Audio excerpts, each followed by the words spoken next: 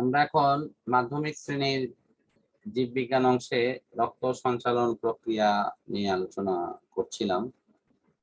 তো পূর্বের আলোচনার ধারাবাহিকতায় এখন আমরা রক্তের কাজ নিয়ে আলোচনা করব। তো দেহে রক্তের যে নানাবিধ কাজ তার মৌলিক কিছু কিছু অংশ নিয়ে আমরা এখানে আলোচনা করছি। ফার্স্ট হলো অক্সিজেন পরিবহন। একটা দেহকে সজীব এবং সাবলীল করে রাখার জন্য অক্সিজেনের কোনো বিকল্প নেই, কারণ অক্সিজেনের মাধ্যমে শ্বসন প্রক্রিয়া যদি কোনো কারণে শরীরে কয়েক মুহূর্তের জন্য অফ হয়, বিশেষ করে মস্তিষ্কে, তাহলে এটি আস্তে আস্তে অবশ হয়ে মৃত্যু মুখে ঢলে পড়ে আর জীবন নাশের কিন্তু আশঙ্কা থাকে। আর অক্সিজেন এই কাজটি কিন্তু সুচারুরূপে রক্তের এই হিমোগ্লোবিন অংশটি কিন্তু এটি কাজটি সুচারুভাবে সম্পূর্ণ করে এবং তারা রক্ত সঞ্চালনের কাজটি তারা সম্পূর্ণ করে অস্থায়ী বন্ধন রূপে অক্সি হিমোগ্লোবিন নামক এক ধরনের বন্ধন তৈরি করার মধ্যে দিয়ে।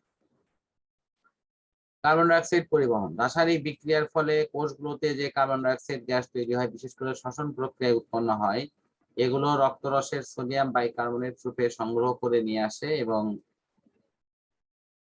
সেগুলো পরবর্তীতে যখন এগুলো ফুসফুসের কাছে আসে, সেখান থেকে ব্যাপন প্রক্রিয়া এগুলো বাহিরে বের হয়ে আসে এবং ফুসফুসের যে অ্যালভিওলাস বা বায়ুথলির যে ফাঁকা জায়গাগুলো আছে সেখানে সেটি নিঃসরিত হয়।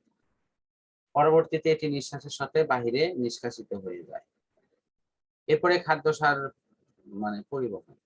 খাদ্য হজম হওয়ার পর রক্তের মধ্যে সাধারণত শর্করা জাতীয় খাদ্য গ্লুকোজ রূপে, আমিষ জাতীয় খাদ্য অ্যামাইনো অ্যাসিড রূপে এবং চর্বি কণাগুলো ফ্যাটি অ্যাসিড বা গ্লিসারল রূপে এটি সারা দেহে সঞ্চালনের কাজটি কিন্তু রক্ত করে থাকে। এরপরে আছে হলো তাপের সমতা বিধান। আমরা উষ্ণ রক্তের প্রাণী, সুতরাং সারা দেহে উৎপন্ন হওয়া তাপ সুষমভাবে দেহের সমস্ত অংশের সঞ্চালনের কাজটি কিন্তু রক্ত করে এবং এর মাধ্যমে দেহের যে তাপের সমতা বজায় রাখা এবং তার সাথে দেহকে কর্মক্ষম রাখতে রক্ত সাহায্য করে। এরপরে হলো বর্জ্য পদার্থ নিষ্কাশন। বিশেষ করে নাইট্রোজেন গঠিত যে দ্রব্য, যেগুলো সাধারণত অতিরিক্ত আমিষ জাতীয় খাদ্যের অংশ থেকে তৈরি হয়, অতিরিক্ত ইউরিয়া, ইউরিক অ্যাসিড, এগুলো প্রস্রাবের সাথে বের হয়ে আসে এবং কিডনির মাধ্যমে এটি সাধারণত নিষ্কাশিত হয়। এটি পরিবহনের যে মূল কাজটি সেটি কিন্তু, অর্থাৎ এই বর্জ্য পদার্থগুলো নিষ্কাশনের মূল কাজটি কিন্তু অবশ্যই রক্ত করে থাকে। হরমোন পরিবহন। নালীবিহীন গ্রন্থি থেকে যে বিভিন্ন হরমোন নিঃসরণ হয়, যেগুলো আমাদের দেহকে সচল রাখা এবং জীবনের ধারাকে সুষম অবস্থান থেকে পরিচালিত করতে খুবই সাহায্য করে, সেই হরমোন পরিবহনের কাজটি কিন্তু রক্ত করে থাকে। এরপর আছে রোগ প্রতিরোধ করা। এর মধ্যে কোনো রোগ জীবাণু প্রবেশ করলে অ্যান্টিবডিকে সাথে নিয়ে রক্তের শ্বেতকণিকা এই রোগকে দমনের জন্য তারা প্রয়োজনীয় ব্যবস্থা গ্রহণ করে। সুতরাং অ্যান্টিবডির ক্ষমতা বৃদ্ধি করার ক্ষেত্রে রক্তের শ্বেতকণিকার ভূমিকাটা সবচেয়ে গুরুত্বপূর্ণ।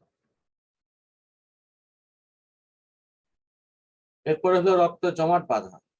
শরীরের কোনো অংশ কেটে গেলে বা দুর্ঘটনাবশত যদি শরীরের কোনো অংশ ফেটে যায়, তাহলে সেখান থেকে রক্তক্ষরণ হয়ে রোগীর কিন্তু মৃত্যু ঘটার কিন্তু আশঙ্কা থাকে।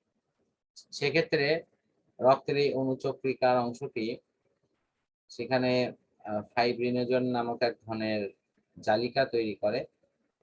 সেই জালিকাতে রক্তকে জমাট বাঁধতে এবং রক্তক্ষরণকে বন্ধ করতে কিন্তু এটি সাহায্য করে। আমরা এই রক্তের কাজ নিয়ে মূল আলোচনাটি এখানে শেষ করছি। আমরা পরবর্তীতে রক্তের গ্রুপ এবং গ্রুপের কিছু গুরুত্বপূর্ণ তথ্য নিয়ে ইনশাআল্লাহ আলোচনা করব।